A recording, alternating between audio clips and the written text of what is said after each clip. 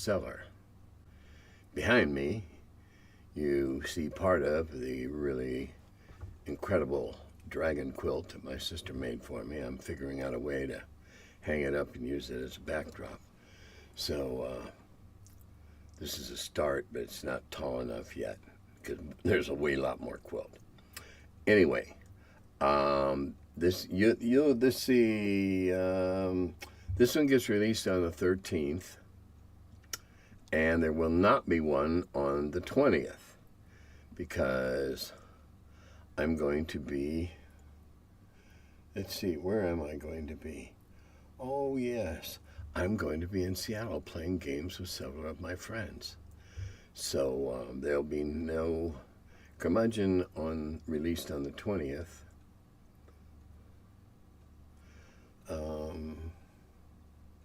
I'm looking at my calendar here to make sure it's, yeah, that's right. Okay. My best friend in elementary school had an older brother that introduced me into D&D in the early 80s. We also played Car Wars, Paranoia, Indiana Jones, and Toon. My mother bought me the Menzer Basic Red Box for Christmas. I was hooked and been playing ever since. Yeah, I love hearing that about how somebody's brother or somebody's sister or whatever exposed you to it and made you a gamer. That's what we do. We find more of us, or we make more of us. Interesting. Did I miss out on the Curse of the Weaver Queen? Appears to be no longer available. I don't know. Now, that was done by World of Game Design, Old Guard Games, and it was a Kickstarter. So I rather imagine when the Kickstarter was satisfied and odd ones were taken to the con, they may well have sold out. I don't even know what it sold for at retail. I know I have a few copies of it I was given as part of my author's payment. Come talk to me. How bad do you want one? Errol Otis' cover for the 81 Expert box set is what got me interested in RPGs. And isn't that amazing? The power of a piece of art to just kind of reach out and grip you. Even if you're not sure exactly why, it strikes a chord. And that can happen with any piece of art you see anywhere, the wall of the museum or in a magazine, or they're in front of a box, a game box. And it intrigued you. And believe me, Errol would be glad to hear that. Any artist would. Okay, pretty much the same story here, except I got the basic Mulvey set first. My dad bought it for me because he knew I liked fantasy along with Module A1. Yeah, I guess I was mixing BX with AD&D first 1E pretty much from the start. Well, that's the beauty of the game. You can do that. I remember being fascinated to play a fantasy game and then being completely confused trying to understand it. I was 10 at the time, so I did my best reading the rules and drawing my own maps and just sort of fantasizing about it and marveling over the cool art. But I truly got into playing when my friend across the street saw my set and invited me to play with him and his sister. He understood the rules much better, and that was my proper start playing. Yeah, it took a little bit longer to play more towards the rules, but we had a hell of a time. Well, excuse me, no, he didn't swear. We had a ball doing it our way at first. Those may be the most fun gaming memories I may ever have. In fact, I also never forgot that. So my first lesson was that the rules were only guidelines for getting to the fun. Bingo! The most important lesson you could learn. I remember in the 6th grade, and Mike Gingler and I had 2 weekends of time on our hands because we'd finished our science project early. And so we got a hold of Avalon Hill's D-Day and figured it out over the next couple of weekends, played it, and played it again after that, and I was hooked. I was a board gamer from, what we call a board gamer. I'd been playing, family board games, but that was what hooked me. And in response to that, true, I did have exposure to the Lord of the Rings in animated form from my dad taking me to see the Bakshi movie back in the day. I saw that before reading it years later. Yeah, I did read The Hobbit. Actually, my dad read it to me as a bedtime story, one chapter a night. I used to beg for another chapter each night. Great memories. Again, it surely sparked my love for fantasy. I love the animated Hobbit TV special as well. It's just like an old fisherman's adage that there's a lot of fish in the pond. Not everybody will bite on the same bait, but if you throw enough baits, you'll get some bites. And yeah, we all came to it in different ways. I came to it through reading, and then being challenged to come up and try it at Gen Con in '74. In response to that, your dad is the kind of dad I intend to be. I missed the Bakshi movie, but I did not miss the Mazes and Monsters TV movie. It was confusing to me because I had a year of gaming under my belt. The plot of M&M didn't make any sense.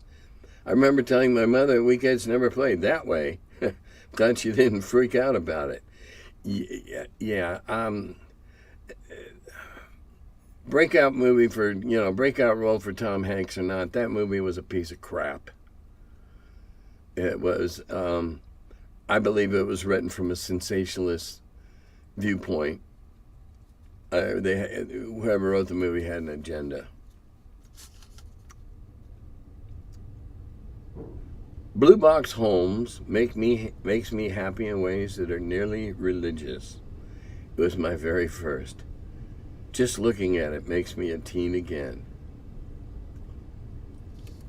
And that's very profound. When looking at something can bring back a flood of good memories.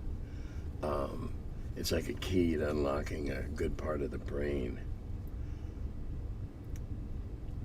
Nearly religious, huh? That's pretty cool. On new DMs being hesitant to curb murder hobos with consequences. I think part of it may be this modern culture in which a DM has been pushed from judge to entertainer. Very cogent point. I've come up against it myself, where there is an attitude that the DM is just there to be a captive entertainer and expected just to allow players to go about their fantasy. Personally, I think that's a video gaming influence. You might well be right. Also, I've been proud to do a lot of intro games, bringing people into the hobby, as this is how I got into D&D. I have 2 kids, and I can't wait until I can induct them. Especially after my 3.5-year-old son got into my games room and started yelling Dragon Box as he pointed to my 4E starter. Hey, he just likes good art. And then he tried to grab my copy of Arts and Arcana. Yeah, well, that's a little expensive. Murder hobo isn't new. It was definitely I was definitely a murder hobo at the time in the early 80s. But we also had slapstick games, mystery, superhero, grimdark. We kind of went through phases. Yeah, and I can pretty much say that most of the gaming world,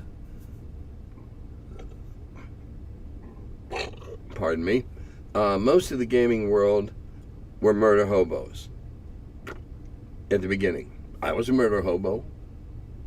What we do? We went out, we adventured, we found stuff, we killed it. We took their stuff, and along the way we slid them open to see just if they possibly swallowed any gems that hadn't been dissolved. Kill, slay, take. Kill, slit, take.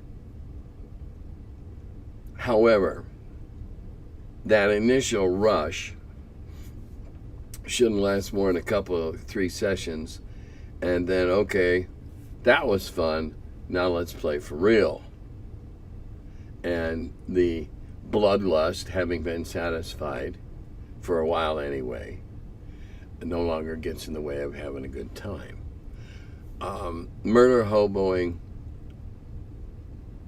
is a style of play for new players and shouldn't be too much discouraged, provided that there are provisions for either a fresh start or a reset of some sort to, okay, you've all had fun slaying and killing and perhaps being killed a couple times yourself, now let's play it for real.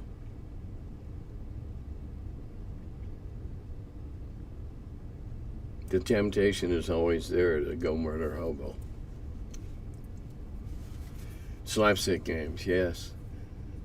Any kind of, all there's so many ways you can, have, and so many different ways. My Wheel of Blame game is an inordinate, some would think, amount of laughter and having a good time around and fun around the table, as opposed to killing things and taking their stuff. Okay, I've witnessed some younger players who require appeasement for their impulsive demands. It's a kind of fun, but it dominates the table like a naughty kid in a classroom sponging up attention. It's difficult for DMs to be hardline because players who want to break the game, like in a video game, as you say. If that's how they get their fun, the DMs probably feel their only choice is to ban these players from the table, which is not fun. I feel like DMs up against players who are acting as though their PC is just a video game avatar should be as arbitrary as a video game. Have the PC fall through a pixel hole in the floor, stuck in the ether below the action until they can figure a way out. Well, if you're going to take the video game example and to that extreme, yeah, you should. There's no way to finesse yourself out of a video game screw-up. Oops, you stepped in the hole, you're in the hole and going to whatever is at the bottom. All right, now, an interesting sequence, this individual always fires them in volleys, about awarding experience, the arbitrary award of experience, as opposed to what'd you kill, what's it worth. Player comes up with an unorthodox idea that has to be tested against their PC's ability at a large disadvantage. If successful, I reward them with XP. Is the XP for the lucky die roll or for the idea? I'd say the idea. Having a good idea, even if you didn't make the die roll, is still having a good idea. And I believe the ideas, the thinking outside the box is what should be rewarded. Next, rewarding dice or ideas. Obviously, the two are intrinsically linked at success level, but if the die roll is unlucky, does that mean the idea attempt is not worthy? No. No. Better to have tried and failed than not to have tried at all. The try is what gets the experience. And the third one here, no such thing as a bad idea, just bad experience allocation. Is rewarding a failed unorthodox idea important to signal the value of thoughtful play to the players and therefore worthy? Yes. Yes, I believe that experience points should be frequently strewn about. I won't say liberally, but I will say frequently. I think good game ideas, good thought processes in an adventure, an insight. Having that insight, that should be worth some experience, because experience is just a means of getting you up to get more hit points and possibly buff, maybe, depending upon circumstances, buff one of your stats. That's what it should be. You have good ideas, that adds to your experience. Whether they work or not is not the point. If they work and you pull the party's bacon out of the fire, okay, give them more. But don't give them nothing, even because if it was a good idea, it was a good idea. And thoughtful, good ideas should be rewarded so that they will seek to do it more often. My opinion. Sometimes I don't say that often enough. Okay. Here we go. I'm a big fan of a level limit of 0 for half-elves.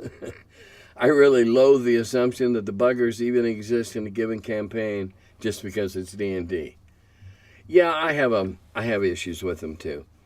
A fantasy RPG I'm playing at the moment is Simbaroom, and it has a spin on half-elves I appreciate much more. Abducted humans and changelings. In the setting, elves are hostile, almost bogeyman-like beings that dwell in the deep, dark forest in the north and sometimes steal human children and replace them with changelings. So you have 2 half-elves, functionally. Abducted humans who are genetically human but culturally elvish, and changeling who are genetically elvish, maybe, but culturally human. Yeah, well, okay. I mean, hey, whatever works for your campaign. And I like the twisted elves idea much better than the smiley good Tolkien elves, or even the surly Tolkien elves. Still, I like changelings. Oh, the very idea. Oh, great stuff. All right. A rather bold individual says, I'm going to do my best without turning it into an essay to answer your thoughts and questions on DM inspiration, philosophy, and role play versus role play. Well, I didn't know I had any thoughts and questions about that. But I'll continue. Every rule set serves a different purpose and philosophies toward play. Even if I don't like that rule set, it has something to say about RPGs of some value that I can build my own philosophy with. Use what I like, morph what needs morphing, chuck the rest. With regards to, sorry, I'm not wearing my glasses. With regards to using modules, everything is up for grabs in my game. Characters, plots, locations. I've adapted books into adventures. I've twisted a genre structural tropes. I've used whole modules almost verbatim, and I plucked my own adventures out of thin air. I like to toss things at the wall to see which quest hooks the players want to follow. Well, you sound like an old school DM, except for the module parts, because we didn't have them, or at least they weren't widely available in the very early days. A couple months ago, I mentioned learning new games for the group to try for brief side games. Last time was an anthro fantasy game called Mausritter. Next time, I'm working on an adventure for them that's set in the Pacific Northwest during the late 1800s. Gunslingers in the furs. I'll figure out which system to use when I'm further along in the adventure development. Well, yeah, I'm not sure what you mean by further along. I think you have to kind of know where you're going when you start, what you're going to go with, personally. You may find you've done a lot of work setting it up, and then you try to plug in a system and it doesn't fit. It's like writing a 3-page backstory on before your first adventure. Might not turn out quite the way you thought.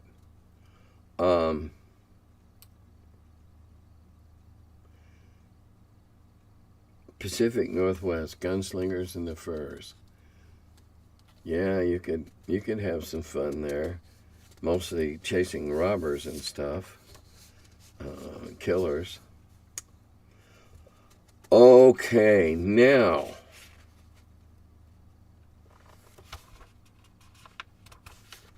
we're going to learn all about pies in New Zealand. More about pies in New Zealand than I ever thought I would know, and probably ever yearned to know. Hand pies revisited. Your description of a hand pie fits the bill for the pies we have here in the Antipodes. Except, of course, that hand pies are so de rigueur that everyone just calls them pies, and most common of them are meat pies. Rather than short crust or sweet pastry, the standard pie of New Zealand is a savory pastry filled with mince and a savory brown sauce or gravy.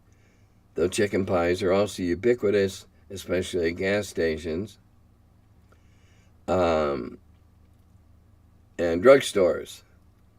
Okay, so, apparently gas stations are called servos, short for service stations, and drugstores are called dairy or dairies, basically just a corner shop stocking supermarket fare. Okay, a variety of flavors proliferate, but mince and cheese, and steak and cheese are the rock-bottom stock standard expected from any pie warmer. Pie warmer being a heating device designed especially to keep pies hot, and are as ubiquitous as hand pies themselves. Most of the pies are wrapped in some form of heat-defying plastic. Fruit pies are also available in hand pie and regular size, known here as family pie, though this refers to the size, not the filling, as are meat pies. Vegetarian and vegan pies are also available, as are pies with adapted Indian recipes. Butter chicken is very popular, and pies with adapted recipes from other East Asian cultures. To put it mildly, there are a lot of pies in New Zealand. Thanks for your attention. If you read to this point, please reward yourself with pie. I think I will. I'm a big fan of the Hostess little 100-calorie pies. Oh, the cherries, delightful. I think you're right. The new generation of GMs of various games, not just D&D, haven't realized they have the freedom to innovate and think outside of what's published.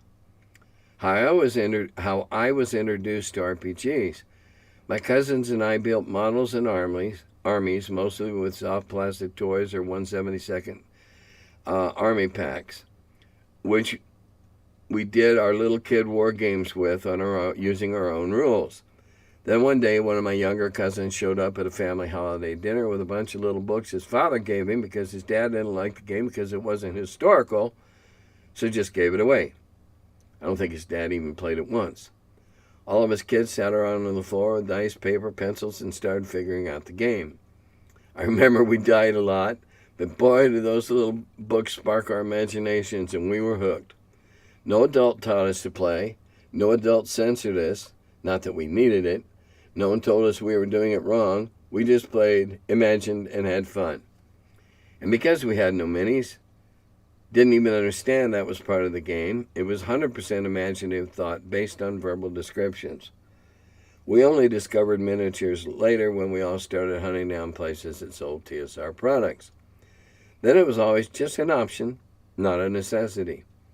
I like minis because I like arts and crafts, but I've never have I considered it a necessity to do a good D&D game for any edition I ever played. Anyhow, that's how I got hooked. Those little tiny books my cousin owned. Keep rocking your rolls and rolling those dice. Excuse me. What a great story. Bunch of kids get together, try to figure out what they're doing. Probably aren't doing it right and fun at the beginning, but so what? They're having fun. And that's what it's all about. Having fun. Fun, fun, fun. If you aren't having fun, you aren't doing it right. Murder hobos. This might be the last comment on murder hobos. Yeah, it is. Murder hobos. I view this the same as power gaming or rules lawyers. Not my gig, but your fun is your fun. If that's what your characters want, then give them hordes of kobolds, goblins, and orcs to slay. There are thousands of video games dedicated to murder-hoboing. It is obviously fun for some. It's only a problem if you have a mixed group with different goals. Yeah, if you have 5-6 regular players that enjoy murder-hoboing, that's fine, and let a murder hobo until the DM gets tired of it. And one way to do that without being too obvious is dry up stuff that they encounter that they could kill if they, if all things right, it's equal, etc., etc. That'll sure slow it down. All of a sudden, they find themselves in a wasteland with nothing to kill. That might now they might go hunting for stuff, and giving them hordes of little pukey monsters to kill. I don't really think it's an actual bloodlust. If it was, I think I'd take the player aside and talk to them over a cup of or a can of something or other and see where their head was truly at. But you can't just be a murder hobo. Every crook that manages to elude his deserved fate tends to go to ground and do other things.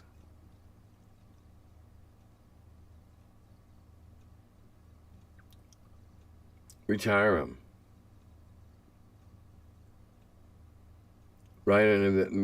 Present them with an adventure arc that just doesn't reward that behavior. Make them start to think. Make them start to gather information.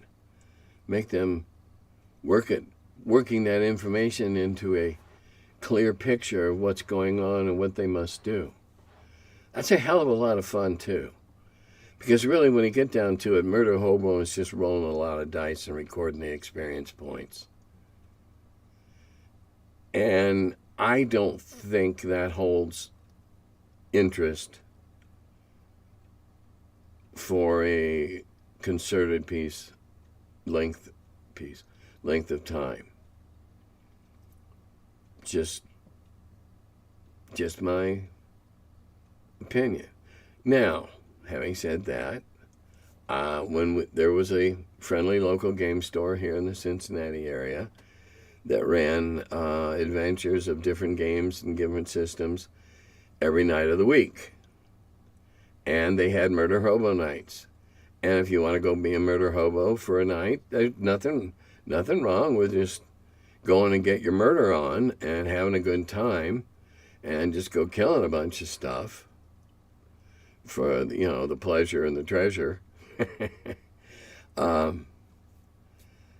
Once in a while, I gotta admit that if I had found myself confronted with a group that's all they wanted to do, I'd have a real philosophical problem deciding if I want to just keep letting them do that when I maybe go find another group of people that would have more fun thinking,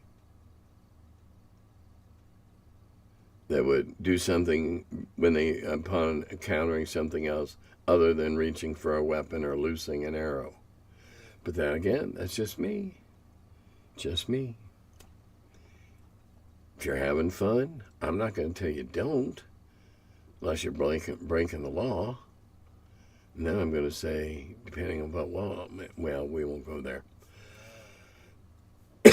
Anyway, I'm finally coming out from underneath the funk of the 2 viruses I had.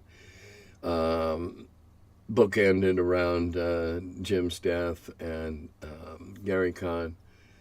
And next week, I'm going out to Seattle to play some heavyweight games with some heavyweight people from the business that are also happen to be my friends. And we're going to experience each other's dungeons and games. and just have a good time and eat some good food and loll about out on Puget Sound. So I'll see you in 2 weeks after this. So in the meantime, Dodada Govi.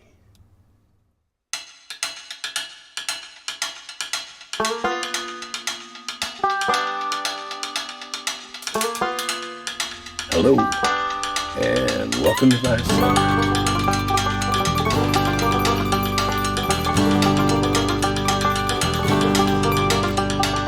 He's the curmudgeon who wrote about the dungeons. Now he's the feller, live from the cellar. Talks about D&D and old school RPGs. Still quite a feller, the curmudgeon in the cellar. Last man around when them rates went down. Calling Gary in that Lake Geneva town. Hey Gary, it's an awful mess. Let me edit, we'll have success. D&D and Dragon Magazine. He's the curmudgeon who wrote about the dungeons. Now he's the feller, live from the cellar. Talks about D&D and old school RPGs, but he's still quite the feller, the curmudgeon in the cellar. Magic missile, it's a mortar shell. Make it hit in the first level spell. Brought psionics to the game to attack that wizard's brain. DSR and fantasy, collection of micro armory. Titan with tramp under a tree, high as could be. He's the curmudgeon who wrote about the dungeons. Now he's the feller, live from the cellar. Talks about D&D and old school RPGs, but he's still quite the feller, the curmudgeon in the cellar. Still quite the feller, the curmudgeon in the cellar.